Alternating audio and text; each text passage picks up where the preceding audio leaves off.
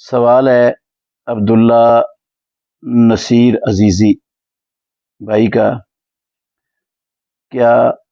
کوئی بندہ کسی بندے کا حق کھائے، وہ چاہے مال کی صورت میں ہو یا کسی صورت میں ہو، اس کی توبہ قبول ہو جائے گی؟ جبکہ حقوق العباد تو معاف نہیں ہوگا جب تک بندہ خود معاف نہیں کرتا۔ جی، جو حقوق العباد کی توبہ ہے نا، اس کے لیے ضروری ہے کہ جس کا حق تلف ہوا ہے انسان سے،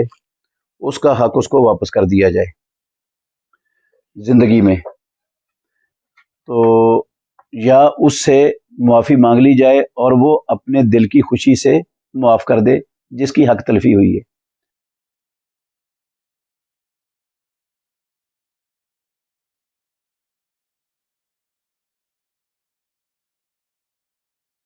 چاہے کوئی کسی قسم کا حق ہے،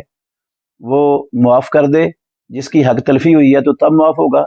یا اس کو ادا کرنے سے معاف ہوگا۔ اگر اس کو ادا بھی نہیں کیا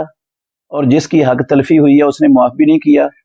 تو کھرب مرتبہ آپ پکی سچی توبہ کر لیں، وہ توبہ قبول نہیں ہے، یہ اس کی توبہ نہیں ہے، یہ قیامت والے دن ہر صورت دینا ہی پڑے گا، نیکیوں کی شکل میں دینا پڑے گا، یا پھر اگر نیکیاں نہ پاس ہوئیں تو اس کے گناہ لے کر جہنم میں جانا پڑے گا۔ اس لیے ہمیشہ مسلمانوں کو چاہیے کہ وہ حقوق العباد کے معاملے میں بڑے حساس رہیں، بہت زیادہ حساس رہیں، اور ساری زندگی کوشش کریں، ہر وقت اس فکر میں رہیں کہ کیونکہ بندے کو اپنی زندگی کا پتہ نہیں ہے کب ختم ہو جانی ہے، تو پتہ نہیں زندگی کب ختم ہو جائے، ایسی حالت میں میں رب العالمین کے سامنے پیش نہ ہوں کل قیامت والے دن کہ میرے کندھوں پر لوگوں کے دینے والے حقوق ہوں اور پھر مجھے اپنی نیکیاں دینی پڑیں وہاں قیامت والے دن۔